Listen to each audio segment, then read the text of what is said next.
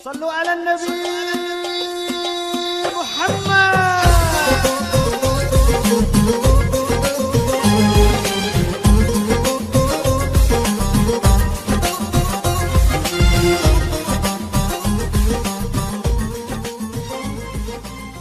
Masya Allah, ini pada semangat nggak nih? Udah nih, apa udah pada kering semua? Panas nggak di luar, Bu? Panas nggak, Bu? Panas ya? Yang bilang nggak 1-2 orang doang tuh malu-malu ayam dikasih belas matuk. Alhamdulillah, nikmat kok panas. Ya nikmat. Kenapa nikmat? Nanti saya ceritakan di ceramah. Sebelumnya saya minta maaf dulu kepada para guru, para orang tua, para syiban. Saya duduk di kursi karena ini ke-42 titik ke-42 saya ceramah dari awal tanggal 3 September, sekarang udah tanggal 4 Oktober, tepat 1 bulan lebih. Insya Allah saya pulang itu nanti hari Sabtu tanggal 5. Jadi Masya Allah banget, selama saya datang dari tanggal 3 itu minimal 1 harinya 2 jadwal ceramah, maksimal 3 sampai 4. Alhamdulillah dengan jarak yang jauh, makanya Masya Allah banget ini tenaga, energi semuanya benar-benar terkuras. Jadi saya minta maaf, saya duduk di atas. Bismillahirrahmanirrahim, kita mulai. Assalamualaikum warahmatullahi ta'ala wabarakatuh. Ya Allah, mereka yang jawab salam, berikanlah rezeki yang melimpah, panjangkan umur dalam berkah, masukkan surgamu ya Allah. Aminnya semangat, jawab salamnya pada males semua. Dari tadi MC salam nggak ada bunyi, yang ngaji salam nggak ada jawaban. Habib salam separuh jawab, separuh diem, separuh lagi tidur. Hah? Pada pengen lihat? Sebenarnya gini aja, saya punya ide. Saya punya ide gini.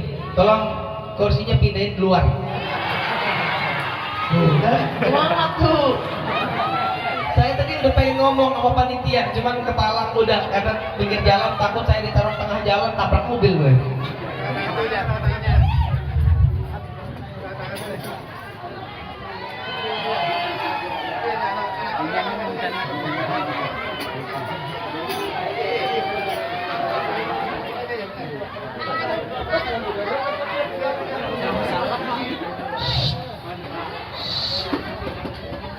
Kok disorakin sih?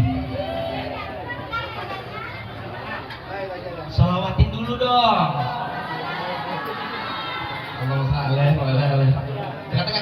Jangan. Gencet ntar dia.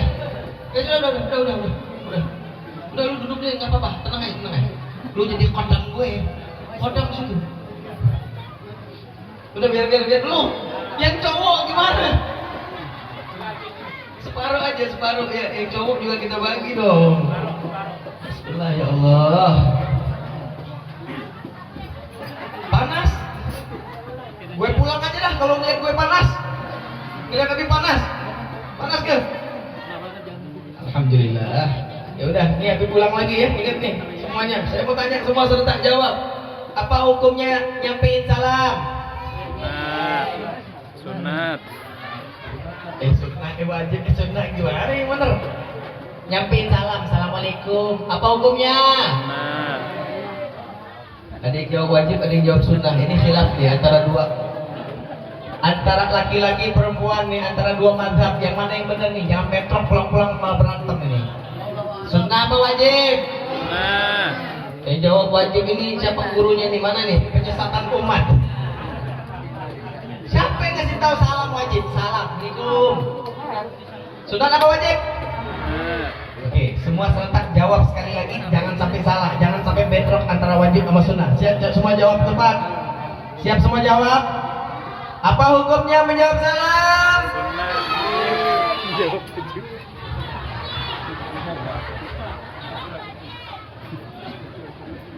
Ini panitia, para hadirin ini dikasih air minum nggak sih? Kayaknya pada kurang air mineral. Sampai kupingnya aja salah denger. Bu, dengerin pertanyaannya. Apa hukumnya nyampein salam? Gitu dong jawabannya. Kok malah jawab wajib? Makanya hati-hati ya, jangan salah jawab lagi. Sekali lagi serentak semuanya jawab, jangan salah lah, jangan salah lagi. Apa hukumnya jawab salam?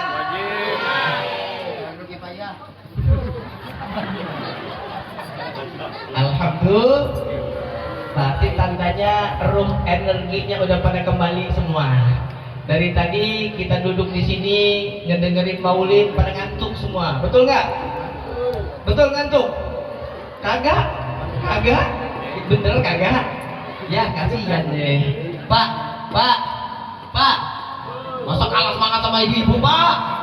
Mana suaranya nih? Hidup bapak-bapak. Pak, ngantuk nggak, Pak? Hah? Enggak, ini serba salah dijawabnya ya. Enggak, tapi ngantuk, tapi enggak. Nih gue kasih tahu dulu nih sebelum masuk lagi, ya perhatiin. Ketika nama Allah disebut, nama Nabi Muhammad disenandungkan, salawat kepada Nabi Muhammad itu membuat rahmat Allah turun kepada kita semua. Dan efek samping ketika rahmat turun menenangkan hati, dan akibatnya hati akan menenangkan pikiran, otomatis otak pun akan mengantuk. Jadi kalau orang ngantuk dengar salawat itu wajar sekali, tanda orang tersebut mendapatkan rahmat dari Allah Subhanahu. Ngantuk apa enggak?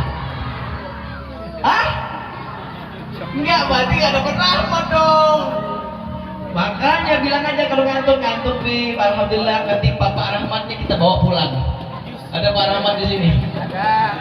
Makanya culik tuh Pak Rahmat. Oke, jadi nyampein salam hukumnya sunnah itu apabila dilakukan dapat yang kuat dong. Dilakukan dapat, ditinggalkan dapat dosa. Tidak. Tadi siapa bilang dosa? Makanya jawabnya tuh jangan kalau jawab yang tegas dong. Tunjukin kalau kita semangat sebagai umat Nabi Muhammad sallallahu alaihi wasallam. Sunnah itu apabila dilakukan dapat pahala, ditinggalkan dapat nggak dapat apa-apa. Terus kalau menjawab hukumnya apabila dilakukan dapat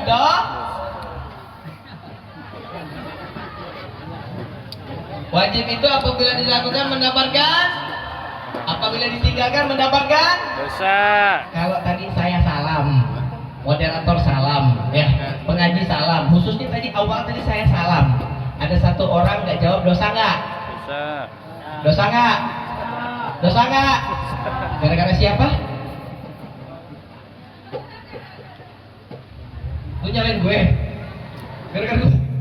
Enak aja jauh-jauh dari Tangerang, dari tanggal 3 September udah kumpeng-kumpeng. Kemarin itu sempat dari Play Hari, kemudian berangkat lagi ke Pulang Pisau, kita bawa pisau. Habis itu kita lanjut lagi sampai ke hulu sungai. Masya Allah, bener-bener ini perjalanan luar biasa. Belum lagi di daerah Anjir, ini bener-bener Anjir. Nama kota yang paling terkenal sejagat. Di mana-mana orang pada nyebut nama kota ini, Masya Allah. Kenapa saya bilang anjir banget? Karena panasnya luar biasa. Kalian juga lebih lagi luar biasa. Tahu kenapa? Karena ketika kita merasakan panas seperti ini dan kita sabar ngadain maulidnya yang ada pagi sama siang, malam saya balik ke Banjar. Gak ada jadwal saya malam di sini. Setiap jadwal yang saya dapatkan di sini siang sama menjelang ini siang juga. Ya, siang maksudnya kalau pagi itu jam 12 saya ceramah. Siang itu. Sekarang juga siang dari jam 2 tadi udah mulai. Masya Allah, udah pada ngebiasain diri berjemur di siang hari. Alhamdulillah. Kok alhamdulillah? Kenapa alhamdulillah? Tahu nggak kenapa alhamdulillah? Lu ikut-ikut doang lu. Alhamdulillah. Tahu nggak alasannya kenapa alhamdulillah?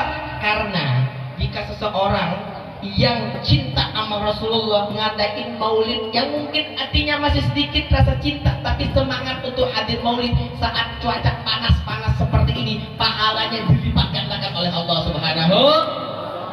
Mantap nggak? Keren nggak? Ya udah kalau gitu pindah ke tempat panas. Biar pahalanya lebih banyak lagi, iya kan?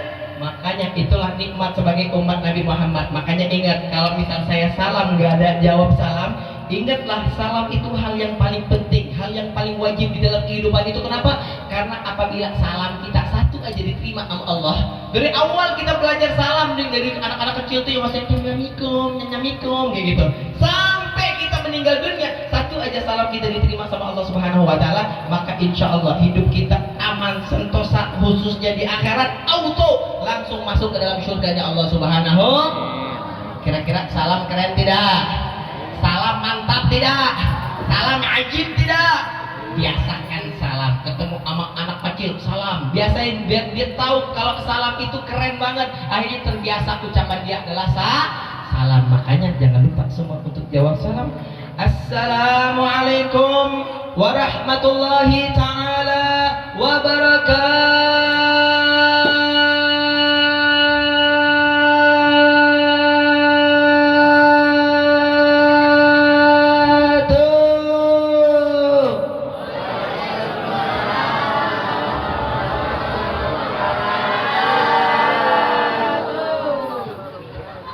Kalau lomba renang pada kelalap semua itu. Alhamdulillah bifadlihi wa judi wa imtinanihi wa karamihi istama'na fi hadzal waqtil harrah fa'asa hadzal hararah hadhihi al-hararah yaghfir lana dhunub wa yustur lana al-uyub yuslih li jami'il matlub insyaallah. Allahumma shalli wa sallim ala sayyidina Muhammad أحب الأحباب الذي ذكره ينور الألباب وما ذكرناه في مجلس إلا وطاب صلى الله وسلم عليه وعلى آله وصحبه. Rahmat dan cinta yang sangat luar biasa Allah karuniakan dan Allah berikan kepada kita semua dalam kesempatan yang istimewa.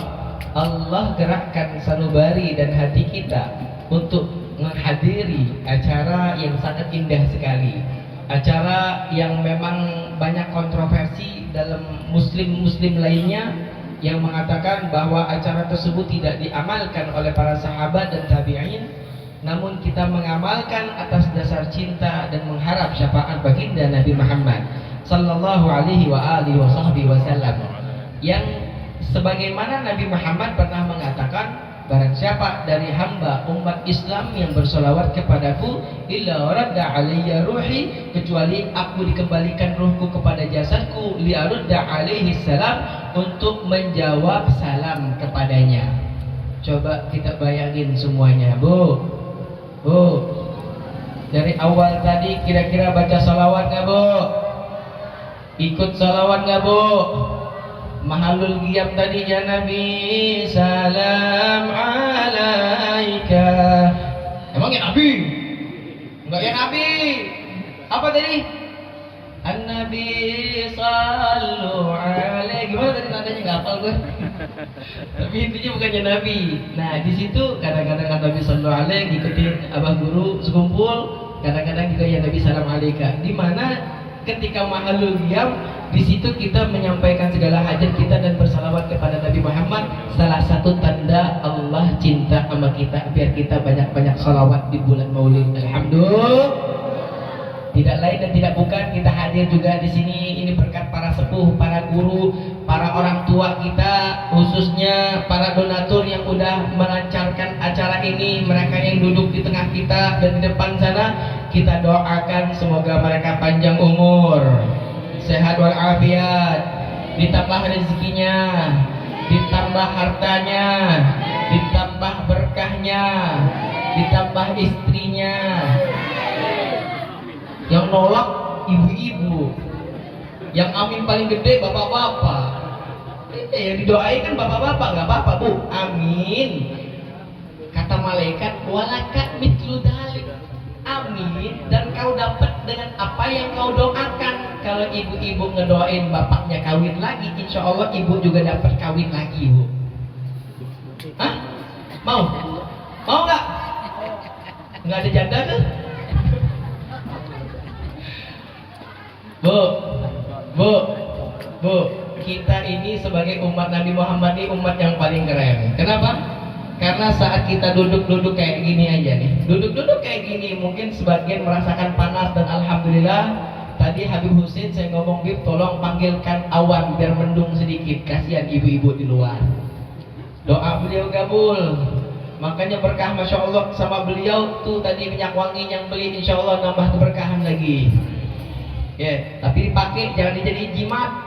Lo beli minyak wangi jadi jimat sampai hari kiamat juga nggak dipakai-pakai, ya janganlah.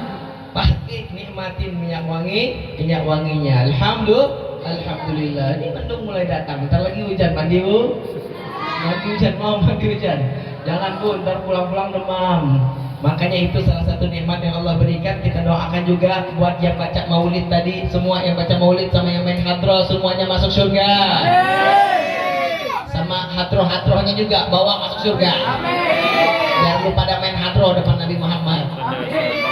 Kita doakan juga hadirin hadirat, ibu-ibu, bapak-bapak, adik-adik seberataan semuanya panjang umur sampai hari kiamat nggak mati-mati. Alhamdulillah. Jadi dengan hadirnya kita di acara maulid ini, kita ini punya sebuah tujuan, kita punya sebuah harapan. Salah satu dari harapan kita yang pertama, hadirnya maulid, kita bisa mendapatkan keberkahan maulid. Apa sih keberkahan maulid yang kita pengen dapetin? Setiap orang punya hajat. Berkah itu bisa menggabulkan segala hajat orang. Di antaranya kalau saya pribadi, makanya saya dakwah ke sini, saya juga kadang-kadang bingung. Saya dakwah ke Kalimantan ini kota berkah sekali. Makanya saya berharap berkah. Kenapa saya bilang berkah? Di mana-mana, di pelosok-pelosok sekalipun kemarin sempat kita naik klotok juga sampai masuk ke pedalaman-pedalaman, semua pada lancar baca maulidnya, semua pada lancar baca salawat kepada Nabi Muhammad SAW. Belum lagi kita lihat ulamanya, para guru-guru, nggak sekedar guru asal-asalan bisa baca kitab doang, tapi guru-guru di sini juga orang-orang baik, orang-orang alim, orang-orang Masya Allah. Di situ saya mikir bahwa ngapain saya dakwah jauh-jauh ke sini, ternyata orang-orang sini juga banyak orang alimnya, orang solehnya, orang baiknya, orang dermawannya. Tapi di situ saya mikir, ya mungkin kalau mau nyebarin ilmu, kayaknya ilmunya udah cukup, udah banyak. Guru-guru di sini udah lebih dari cukup. Tapi insya Allah saya berharap dengan hadirnya kita, saya ngisi ceramah, ibu hadir, bapak semua hadir duduk sini, berharap mendapatkan berkah dari Allah. Berkah maulid tergantung dengan apa yang kita hajatkan dan apa kita niatkan. Insya Allah kemudahan dunia dan akhirat. Makanya saya itu berapa kali kalau ditanya Habib kira-kira pengen dapat berkah apa? Kalau Habib mah nggak usah banyak-banyak. Dapat berkah itu yang penting hadir maulid, pulang-pulang Habib bisa kebeli di mobil. Ya, yang penting mobil ada roda 4 gitu ya, bisa melindungi, bisa lewat tol gitu ya. Alhamdulillah. Amin ya rabbal. Di antara berkah maulid juga Habib harapin nggak usah heboh-heboh, nggak usah tinggi-tinggi, nggak usah terlalu lebay. Pokoknya yang penting pulang-pulang bisa kebeli di rumah. Amin. Amin malaikat ngamini juga, walakan itu dalik, nggak apa-apa. Nggak usah heboh-heboh lah, yang penting rumahnya bisa melindungi dari hujan dan panas. Dan insya Allah berharap juga berkah dari maulid dan hadir di acara-acara ini, pulang-pulang Habib bisa dapat kebinian. Amin dong. Masih bujang soalnya Habib. Jangan heboh, aminin dulu.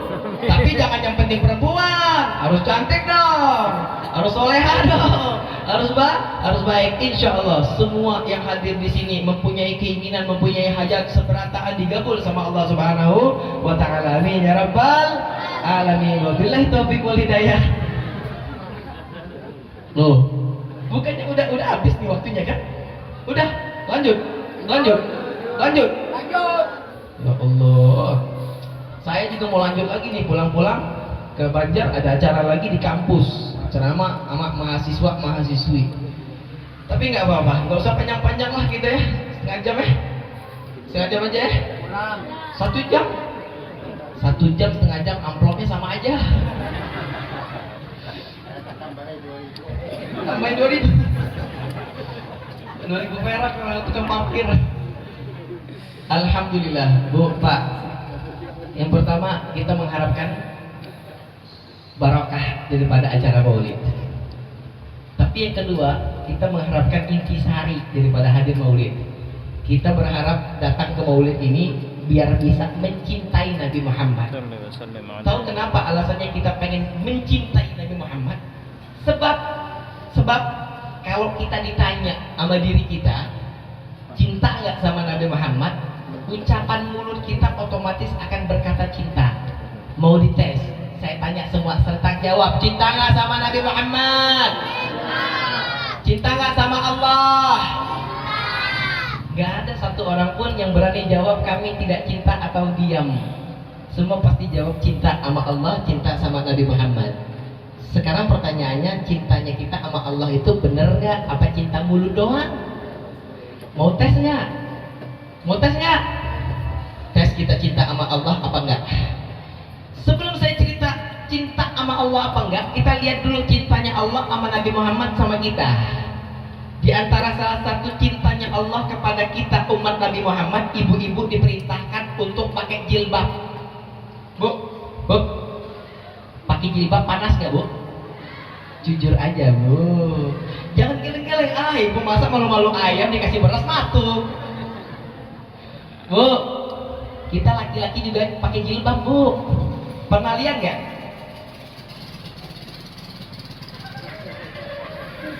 Bapak, pernah lihat kan pak? Pakai kayak gini pak? Ya, ibu pernah lihat pakai kayak gini? Kemudian dia pegang khutbah. Innal hamdalillah nahmaduhu wa nasta'inuhu wa nastaghfiruh. Khatib Jumat itu disunahkan pakai tutupan kayak gini, namanya jil. Bedanya sama jilbab perempuan itu dicatat di sini, diikat tuh. Bayangin kalau khatibnya kayak gini dikasih kancing di sini. Haram. Kenapa? Karena tasyabuh. Jadi intinya laki-laki pakai kayak tadi, mirip-mirip kayak jilbab kan. Saya kalau khutbah sering menghindari sunnah itu karena saya tahu rasanya panas. Makanya jujur aja bu, pakai jilbab panas kan bu? Panas kan bu? Gitu pak. Kalau ibu-ibu tuh memang awalnya bohong. Lapar enggak? Enggak, masih kenyang. Itu lapar. Cuman kita laki-laki ini nggak ngerti kode-kodean. Ibu-ibu ini kadang-kadang cuma kode doang, nyenggol-nyenggol kayak gitu. Kenapa? Lapar? Enggak.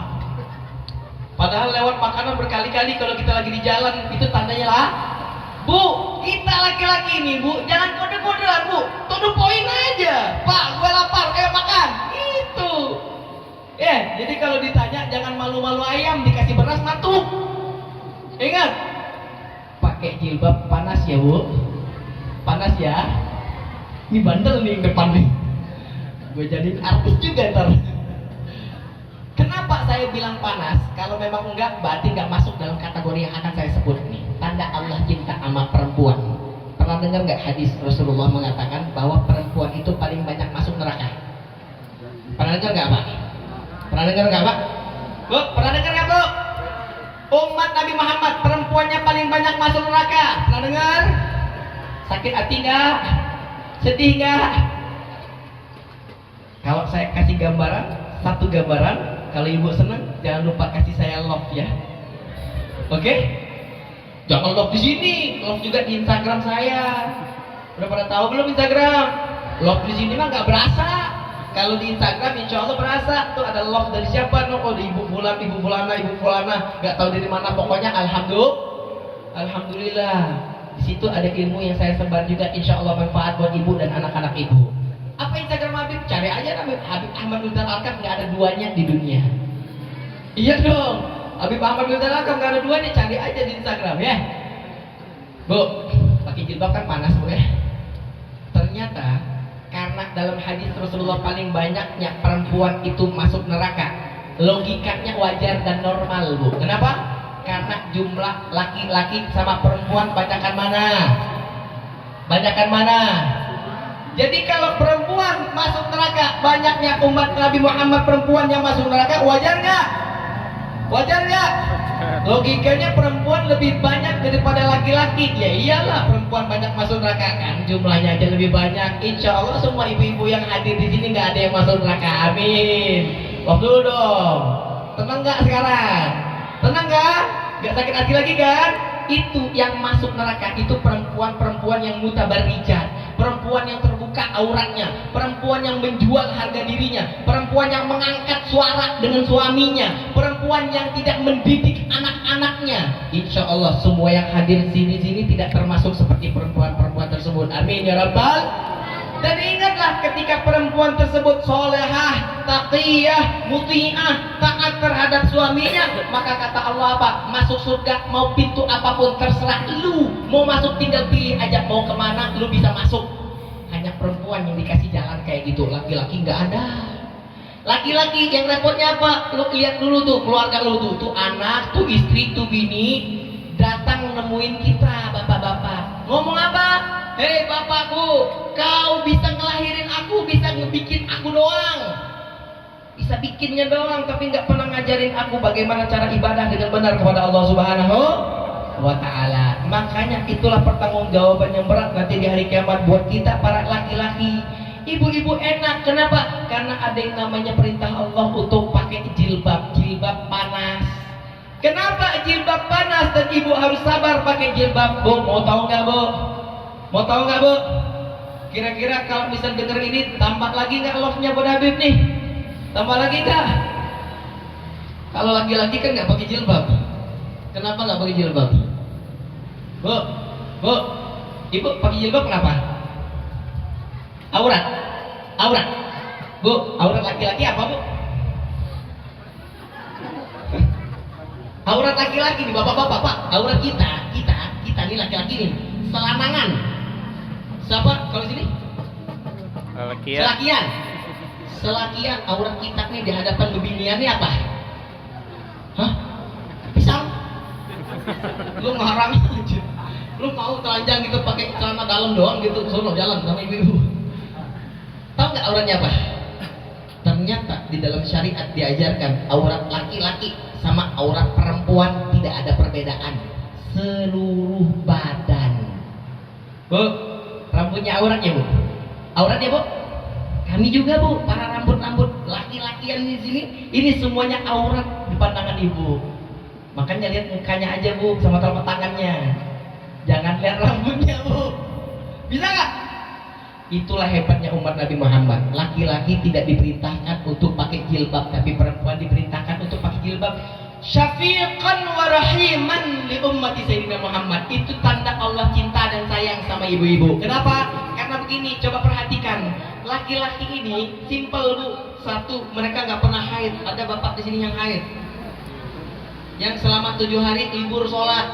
Ada nggak? Alhamdulillah bapak-bapak tiap hari ngerjain sholat. Jadi kalau disamadengankan jumlah ibadah laki-laki sama perempuan, jelas menang laki-laki. Orang laki-laki setiap waktu dia sholat terus. Kalau perempuan ada liburnya, haidnya libur, lahiran ada yang namanya nifas, yang lain dan lain sebagainya. Masya Allah bu, belum lagi keluar dan lain sebagainya. Perempuan itu ya, itu bisa mengeluarkan banyak cairan ini cairan itu yang ujung-ujungnya semuanya menjadi najis. Najisnya keluar, akhirnya pakainya mutar najis. Makanya kadang-kadang ibu-ibu di luar, Masya Allah, itu auratnya kelihatan sedikit aja, yang wajib ditutup kalau kelihatan tangannya, kakinya dan lain sebagainya, betisnya, pahanya, maka hukumnya udah menjadi maksiat kepada Allah. Makanya Allah buat hukum alam di mana ibu bisa mendapatkan maghfirah dan ampunan dari Allah. Dari mana? Pakai jilbab. Bu, saya nggak cerita oh jilbab wajib nggak.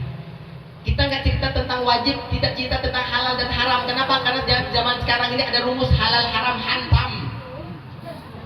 Halal haram hantam. Nggak ada cerita tentang halal dan haram. Saya nggak ceritakan tentang halal dan haram. Percuma minum haram, banyak orang yang masih minum haram. Obat-obatan haram, banyak orang yang ngerjain perbuatan haram. Percuma, kenapa? Karena yang namanya halal dan haram, pahala yang turun atau dosa yang turun nggak kelihatan. Jadi orang percuma diceritain tentang kayak gitu. Saya ceritain tentang gambaran simple aja. Kenapa ibu-ibu diperintahin pakai jilbab? Ketika ibu-ibu pakai jilbab, ngerasa panas. Tiap milisenti rambut ibu, setiap jumlah rambut yang ada di kepala ibu, ada berapa jumlah rambut bu? 100, 200, 1000, 2000, nggak hitung. Itu tanda rahmat Allah. Setiap jumlah rambut ibu dan jumlah panjang rambutnya ibu menjadi istighfar tiap mili detiknya saat ibu pakai jilbab ini, sallu ala Nabi Muhammad. Keren tidak? Pernah dengar gak ceramah kayak gitu? Gak pernah tahu kan? Hebat gak pakai jilbab? Mantap gak pakai jilbab? Sallu ala Sayyidina Muhammad. Makanya balik dari sini jangan buka lagi jilbab kita. Sampai mati jangan lepas jilbab. Ya iyalah, biar dapat pahala terus. Dia pakai jilbab istighfar, ini baru pulang ke rumah udah ada. Panas banget ini jilbab. Hebat kan? Hebat gak Allah? Keren gak Allah? Makanya jangan pernah lepas jilbab bu. Rambutnya panjangin sampai kayak hantu banyu. Pernah lihat kan hantu banyu rambutnya panjang kan, kisahnya gitu kan? Panjangin sampai kaki nggak apa-apa. Dan kalau pakai jilbab diikat-ikat aja kayak imamah gitu. Alhamdulillah itu baru satu jilbab. Mau ditambah lagi nggak bu? Mau tambah lagi nggak? Satu lagi aja ya, nggak usah banyak-banyak bu. Yang cowok cemburu. Dari tadi ibu-ibu terus dapat nikmat. Dari tadi ibu-ibu terus dapat maghfirah, dapat istighfar dan lain sebagainya. Sekarang saya tambahin satu lagi. Bu, bu, ini baju lelakian bapak-bapak di sini yang cuci siapa? Ibu yang cuci. Ibu yang cuci. Bu, mereka nutup aurat ya? Yang ngelihat mereka ada kang cilok, kang bakso. Ada apa lagi yang jualan-jualan deh, ada orang-orang yang lewat. Nah, ada abang bersepeda yang lewat. Ada kang ojek. Semua orang yang ngelihat suami ibu siapa artis bukan bu? Kenapa dia ngelihat? Karena suami ibu ada lewat di depan matanya, jadi kelihatan. Tapi mereka ngelihat suami ibu tidak ada yang heboh, tidak ada yang terkejut. Kenapa? Karena suami ibu pakai baju. Bayangin kalau suami ibu telanjang bulat keluar loh. Banyak nggak yang ngeliatin? Banyak ngeliatin, ini orang gila mana ini? Ketika keluar dia pakai baju, orang ngeliat biasa aja. Tapi orang yang ngeliat tersebut selamat dari dosa melihat aurat suami ibu, dan suami ibu mendapatkan pahala. Suami ibu pakai baju ini mendapatkan pahala bu. Makanya semangat usir suami dari rumah bu. Jangan di rumah, lu di rumah nggak dapat pahala gue. Lu keluar sono biar diliatin sama orang di luar sana, dan kamu menutup aurat dapat pahala ibunya. Ya bu ya, siap usir suami besok. Ya iyalah biar suami keluar tuh kayak gini, masya Allah, lelakian bapak-bapak yang ada di sini kan ganteng-ganteng, bajunya juga bagus-bagus, disetrika rapi, bersih, wangi, alhamdulillah. Ngelihat tutupnya aurat kayak gini, ini semua dia pahala nutup auratnya ngalir ke ibu bu. Belum kelar sampai situ, suami ibu jadi imam, suaranya bagus, alhamdulillah, masya Allah. Di saat dia jadi imam, di saat dia sholat, semua makmumnya ada 100, 200, semua pahala makmum ini ngalir kepada bapak sebagai imam, dan pahala tersebut dipantulkan lagi sama ibu yang ibu lagi santai-santai shopping di kamar. Mantap kamu? Cuci baju doang, gara-gara cuci baju pahalanya ngalir sebanyak itu. Keren gak? Ajib gak? Umat Nabi Muhammad, mantap gak? Mulai dari sekarang pulang dari acara ini mesin cucinya buang. Iyalah, biar pahalanya lebih gede kan cuci pakai tangan, jangan pakai mesin cuci. Ntar pahalanya bagi dua sama mesin cuci. Waktu di akhir mau dapetin pahala nggak 100%. Kata mesin cuci datang tiba-tiba, nggak segampang itu Ferguson. Gue juga ikut campur tangan dalam cuci baju katanya gitu. Nah, bagi dua sama mesin cuci. Makanya pulang dari sini buang nggak mesin cucinya? Buang nggak? Enggak. Lu diajarin nggak mau? Ya udah deh kalau gitu terserah lu lah. Alhamdulillah itu baru dua bu, udah cukup ya, itu dua kenikmatan yang Allah berikan buat umat Nabi Muhammad. Sekarang buat secara umum sekaligus penutupan dari ceramah saya, karena nggak lama lagi ini bakal hujan. Di sana udah hujan tuh, alhamdulillah. Saya udah dengar ada orang teriak angkat jemuran. Makanya kita takutnya di sini telat ngangkat bu, lahir anak. Telat ngangkat, lahir bocil. Makanya jangan sampai kita basah kuyup. Ada yang namanya kategori siap payung sebelum ibu perhatiin. Kenapa saya bilang siap payung sebelum hujan? Kita hadir kayak gini aja nih bu. Semua jumlah ikan yang ada di sungai apa ini? Hah? Apa itu? Subarjo. Nggak tahu, tidak jelas. Pokoknya sungai di sini ada ikannya kan? Ada ikannya. Kalau misal kita angkat semuanya, kira-kira satu orang bisa nggak ngabisin ikannya? Bisa nggak? Banyak nggak ikannya? Itu ikan yang mungkin bisa kita makan. Ada ikan harawan, ya. Hah? Hah? Apa? Haruan. Haruan. Soalnya namanya kalau di saya itu gabus. Gabus aja lah udah haruan. Iya. Terus ada ikan apa lagi? Sepat, ada ikan betok gitu ya. Yang bisa kita makan. Saya mau tanya semua yang ada di sini, serentak jawab. Pernah makan ikan sapu-sapu? Enak loh. Dibikin garing, kasih sambal cabai bubuk gitu, garing, krik-krik gitu, kriuk-kriuk. Mau nggak? Belum pernah kan makan ikan sapu-sapu? Makan ikan buntel. Terus ikan piranha. Pernah nggak? Nggak pernah. Terus ikan yang buntutnya panjang bulat gitu, habisnya berubah jadi kodok. Kecebong. Belum pernah. Berarti ada ikan banyak lagi di lautan sana yang belum pernah kita makan. Tahu nggak? Kita duduk sekarang ini, semua ikan yang ada di lautan itu semuanya ngomong, ya Allah ampunin fulan bin fulan, fulanah binti fulan yang lagi hadir di majelis taklim. Keren nggak? Loh, kok amin? Ngapain lo amin? Orang mereka udah istighfar beneran, nggak perlu amin lagi. Alhamdulillah. Makanya nggak usah pulang lagi sampai kita meninggal dunia, duduk aja di sini. Itu tandanya, itu rahmat Allah berikan buat kita semua, bapak-bapak, ibu-ibu. Tapi ingat, saya bilang tadi siapa yang sebelum hujan itu sebenarnya buat mereka-mereka yang belum balik. Jadi ibu, bapak yang punya anak perempuan ataupun laki-laki yang belum balik, perhatiin bu. Kalau kita udah kebasahan, kalau kita udah kehujanan, maka taubat insya Allah Allah terima taubat kita. Tapi kalau misalnya anak kita yang masih belum balik, ingat siapa yang sebelum hujan, jangan sampai nanti di hari kiamat al-akhillah ba'duhum yawma idzin li ba'din adu. Kita takut sama anak kita takut sama mereka karena minta pertanggungjawaban. Kamu cuma bisa bikin saya doang, tapi kamu tidak pernah mengajarkan bagaimana cara ibadah dengan benar. Ingat, sebelum pulang, ingat ya, sepulang ini dari semua ceramah Habib dari awal sampai akhir, kalau emang semuanya lupa, karena kita ini manusia amnesi. Ya, kan 11-12 manusia itu amnesi. Dikasih tahu A, pulang ke rumah jawabnya B. Ujung-ujungnya madhab baru keluar. Makanya ceramah-ceramah ulama itu kadang-kadang kita lupa. Diingat nih ceramahnya Habib ya.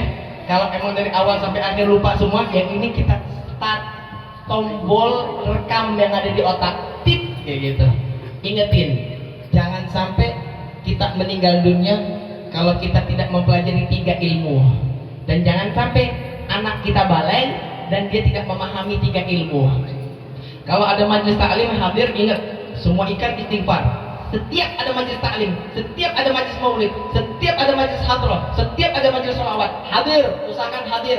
Walaupun datang cuma main HP, nggak apa-apa. Nggak apa-apa, paling malu doang lo dilihatin orang dari tadi main HP terus kayak sibuk banget, nggak apa-apa. Yang penting kita hadir, kita udah mendapatkan hujan rahmat dan ampunan dari semua istighfar ikan-ikan yang ada di lautan. Tapi ingat, 3 hal ini jangan sampai kita meninggal kita tidak belajar, dan jangan sampai anak kita balik tidak dipelajari 3 hal tersebut. Apa? Yang pertama, ilmu fikih. Apa itu ilmu fikih? Ilmu yang ngajarin tentang sholat. Penting banget kita ajarkan sama anak dan generasi kita ilmu fikih. Kenapa? Inna sholata tanha 'anil fahsya'i wal munkar. Kalau pengen selamat dunia akhirat, sholatnya perbaiki. Jangan sampai sholat ini membuat kita berbuat maksiat. Orang yang sholatnya benar, insya Allah tanha 'anil fahsya'i wal munkar. Allah yang ngomong akan mencegah dia dari perbuatan keji dan Terus gimana bisa dia masih STMJ, sholat terus maksiat jalan. Ternyata setelah kita teliti dengan mikroskop ilmu syariat, mereka yang sholatnya masih STMJ, sholatnya nggak sah bu.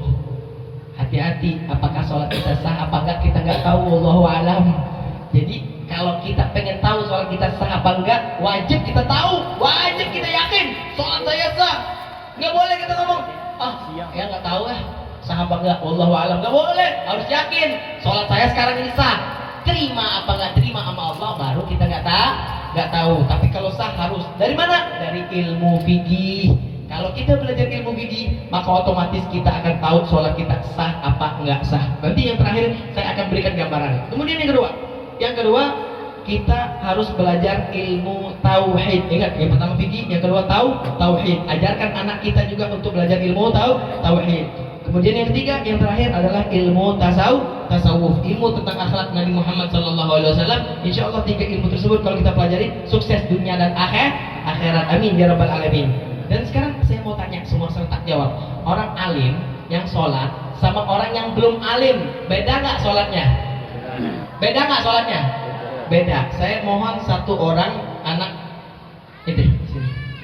Saya pinjem tubuh Anda. Saya kasih gambaran, saya bingung. Saya mau suruh Anda sholat nih, ya. Kita pengen tahu siapa namanya? Arif. Ngomongnya yang tegas ya Arif ya. Dan jawab kalau misalnya Arif nggak tahu, jawab nggak tahu ya. Saya tanya lagi, Bu, Pak, orang alim sama orang yang belum alim sholatnya beda apa sama? Beda. Semua serentak jawab beda ya. Kita lihat Arif umurnya berapa? 12 tahun, berarti sekolah kelas 6 SD. Iya. Iya. Arif 12 tahun, kelas 6 SD. Arif alim apa belum alim? Yakin belum alim? Lu tawadhu beneran belum alim apa memang beneran belum alim? Lah, oke. Sekarang kita nggak tahu dia tawadhu apa enggak. Orang alim apa belum alim? Alim bisa jawab. Belum alim berarti nggak tahu. Ya, kalau misalnya nggak tahu jawab nggak tahu. Arif, ada berapa fardunya wudhu? Kalau nggak tahu jawab nggak tahu. Nggak tahu. Fardu wudhu aja belum tahu, apalagi yang lainnya ya. Syurutun niyah, masalah takbiratul ihram, ada syarat takbiratul ihram. Allahu akbar, ada 12 syaratnya. Assalamualaikum warahmatullahi wabarakatuh. Assalamualaikum warahmatullahi wabarakatuh. Ada 12 syaratnya. Jadi kalau kita nggak tahu syarat-syaratnya, berarti kita belum alim. Jangan sampai sholat kita tidak memenuhi syarat akhirnya tidak sah. Makanya kita kategorikan dia belum alim. Tadi saya ulang lagi pertanyaannya, orang alim sama belum alim kira-kira sholatnya sama apa beda? Saya doakan Arif insya Allah nanti ke depan menjadi ulama besar di sini, jadi guru dan ilmu bermanfaat insya Allah. Amin ya rabbal. Alhamdulillah. Nah sekarang Arif sholat. Saya bingung mau sholatnya di mana. Ini geser dulu dikit. Tadinya saya mau suruh beliau sholat di tengah jalan, tapi takut emaknya marah. Sini maju dikit, biar yang lain pada lihat. Sini maju dikit. Oke, Arif. Ini sholat kiblatnya ke sana, Arif sholat makmum, Arif sebagai imam. Semua perhatiin, ya. Sholat seperti biasa ya, jangan gugup. Pokoknya ini semua kan saudara ya. Orang tuanya Arif ya, jangan gemeter. Jadi sholatnya Allah ya, biasa aja. Seperti biasa kita sholat. Allahu Akbar. Bismillahirrahmanirrahim. Alhamdulillahi Rabbil Alamin. Ar-Rahmanir-Rahim. Maliki yawmiddin. Iyyaka na'budu wa iyyaka nasta'in. Ihdinas siratal mustaqim. Siratal ladzina an'amta 'alaihim ghairil maghdubi 'alaihim waladdallin. Bismillahirrahmanirrahim. Qul huwallahu ahad, Allahus samad, lam yalid wa lam yulad wa lam yakul lahu kufuwan ahad. Semua perhatikan. Allahu akbar. Sami Allahu liman hamidah. Allahu akbar. Perhatiin semuanya. Allahu akbar. Allahu akbar. Semua perhatiin. Allahu akbar. Assalamualaikum warahmatullahi. Assalamualaikum warahmatullahi. Kenapa ketawa? Itu sholat jenazah. Berdiri salam. Belum pernah sholat jenazah? Belum pernah? Ala kulli hal. Makasih banyak Arif ya. Insyaallah Arif jadi orang yang amin ya rabbal. Arif, lu udah gue doain diaminin sama masyarakat. Doa yang penting harus ada ikhtiar. Apa ikhtiar? Setelah ini tamat SD masuk pesantren, keluar dari pesantren insyaallah jadi orang alim. Ada beda nggak sholatnya sama kita? Tadi ngomong beda. Ada beda nggak? Sah? Bahaya tuh. Kalau alim sama nggak alim aja sholatnya sama saja, maka otomatis kita nggak tahu sholat kita sah apa enggak. Pengen tahu sah apa enggak? Belajar. Ya, kenapa saya nyampein hal yang kayak gini? Saya dakwah udah keliling nih, bukan cuma di Indonesia, sampai luar negeri. Ternyata banyak banget nanti di hari kiamat. Awal ma yuhasab yaumil qiyamah shalah. Pertama kali yang dihisab nanti di hari kiamat adalah sholat. Banyak ternyata orang di hari kiamat sholatnya waktu dihisab nol. Kalau udah nol sholatnya, otomatis semua amal solehnya jadi nol. Makanya insya Allah pulang dari sini belajar minta sama Allah biar Allah mudahkan kita, jangan sampai meninggal dunia kecuali kita udah belajar tasawuf, belajar tauhid. Dan yang terakhir, jangan langsung bubar dulu, nggak apa-apa hujan air bukan hujan batu. Kita doa dulu, mumpung hujan itu rahmat, Allah turunkan rahmat. Kita dari tadi zikir, wirid dan hadir kayak gini nih rahmat. Kesempatan kita nggak mungkin terulang 2 kali, maka kita berdoa kepada Allah Subhanahu wa taala, minta sama Allah, ya Allah ya Hayyu ya Qayyum, birahmatika nastaghits wa min adzabika nastajir. As'alukallahumma ya Allah, dengan berkat hadirnya kami di sini maka limpahkanlah anugerah rahmat dan cintamu ya Allah. Permudah segala hajat kami dunia dan akhirat ya Allah. Ampunilah dosa-dosa kami dan dosa kedua orang tua kami ya Allah. Didiklah hati kami dan didiklah generasi kami untuk mempelajari syariat Nabi Muhammad ya Allah. Jangan sampai kami atau di tangan kami atau di tangan generasi kami menjadi perusak Nabi Muhammad dan syariat Nabi Muhammad ya Allah. Mudahkan kami untuk selalu istiqamah dan cinta kepada Nabi Muhammad dan keturunan Nabi Muhammad ya Allah. Jauhkan kami dan selamatkan kami dari fitnah Dajjal dan fitnah akhir zaman ya Allah. Sehingga Engkau matikan kami semua dalam mengucapkan kata la ilaha illallah. Semua la ilaha illallah. La ilaha illallah. Muhammadur Rasulullah sallallahu alaihi wasallam. Kalimat haqqin 'alaiha nahya wa 'alaiha namut wa 'alaiha nubadh insyaallah ta'ala minal aminin. Rabbana atina min ladunka rahmah hayyi lana min amrina rasyada. Rabbana atina fid dunya hasanah wa fil akhirati hasanah wa qina adzabannar. Sallallahu alaihi wasallam Muhammadin nabiyil ummi wa ala alihi washabihi wasallam. Alhamdulillahirabbil alamin. Sebaik-baiknya orang yang menghadiri dan mendengar ceramah adalah orang yang mengamalkan dari apa yang didengar. Jangan lupa ilmu 3 tadi, dan yang terakhir jawab sah. Assalamualaikum warahmatullahi taala wabarakatuh.